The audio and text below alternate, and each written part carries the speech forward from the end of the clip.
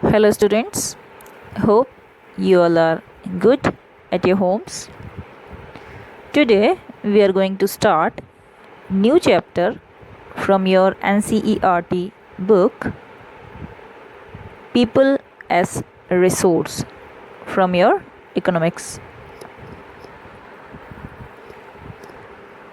So population is an asset for the economy rather than a liability. It becomes human capital when investments are made in its healthcare, training, and education. Land and capital are made useful by human capital. That is why human capital is superior to other forms of capital. Working population of a country, their existing productive skills and abilities are known as people as resource. This productive nature of population helps to develop the gross national product GNP of a country through its abilities. So it is also known as human resource. When the existing human resource is further developed by becoming more educated and healthy, we call it human capital formation.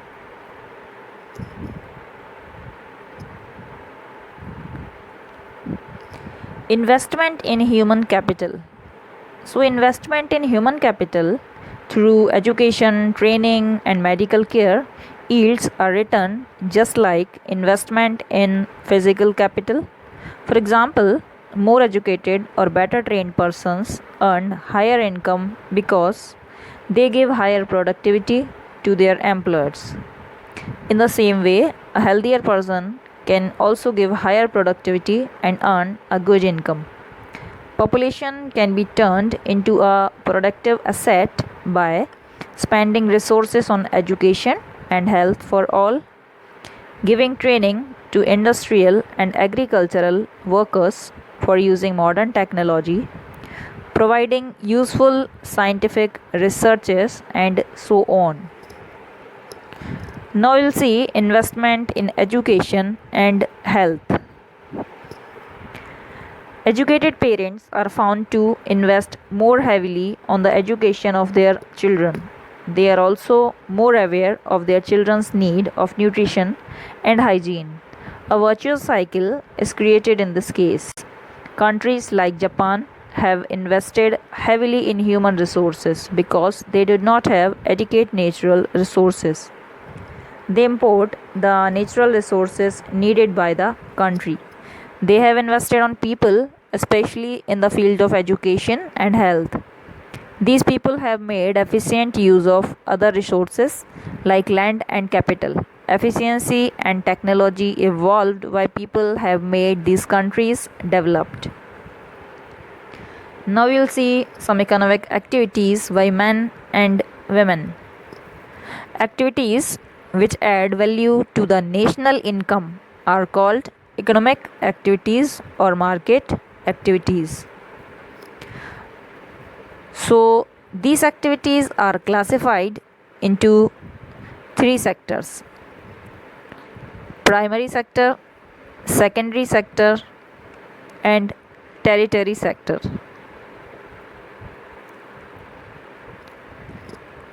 So, first we will see primary sector. All activities which harvest or extract natural products from the earth or natural resources are classified in this category. This includes agriculture, forestry, dairy farming, animal husbandry, fisheries, poultry farming, mining, and quarrying. Next is our secondary sector.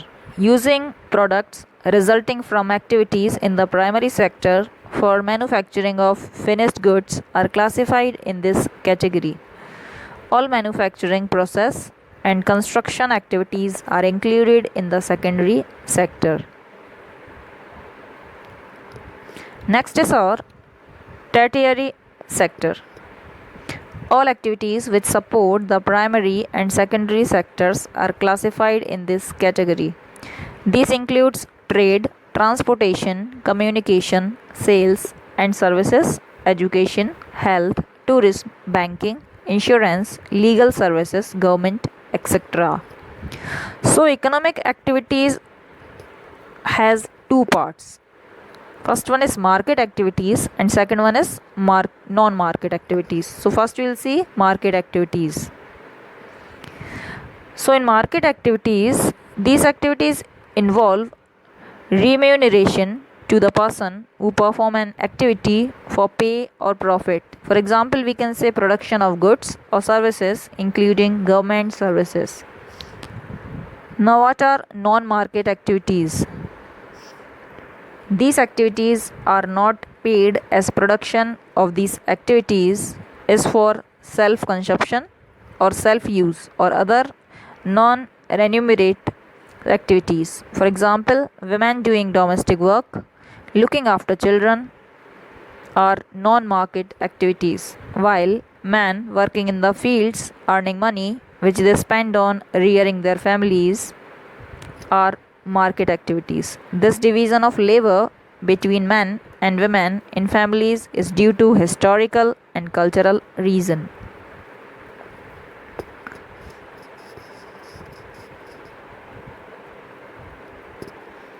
Next is our education and skill. Determinants of earning. Education and skill are the major determinants of earning of any individual in the market. A majority of women have meager education and low skill compared to men. Most women work in primary sector which lacks job security, legal protection and provides irregular and low income. There is all absence of basic facilities like maternity leave, childcare leave and other social security systems. On the other hand, women with high education and skill are paid equally as men. Among the organized sector, teaching and medium attract the women most. Quality of population.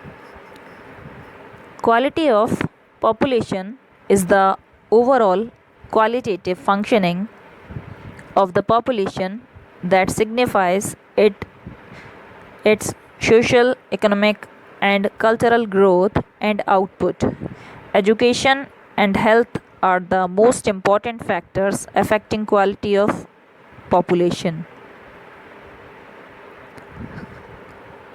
So the quality of population depends upon the literacy rate, health of a person indicated by life expectancy and skill formation acquired by the people of the country.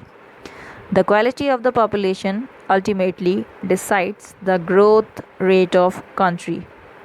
Illiterate and unhealthy population are a liability for the economy. So students, that's all for today. We will again meet in our second video discussing the different point of the chapter people as resource. So till then, stay home, stay safe.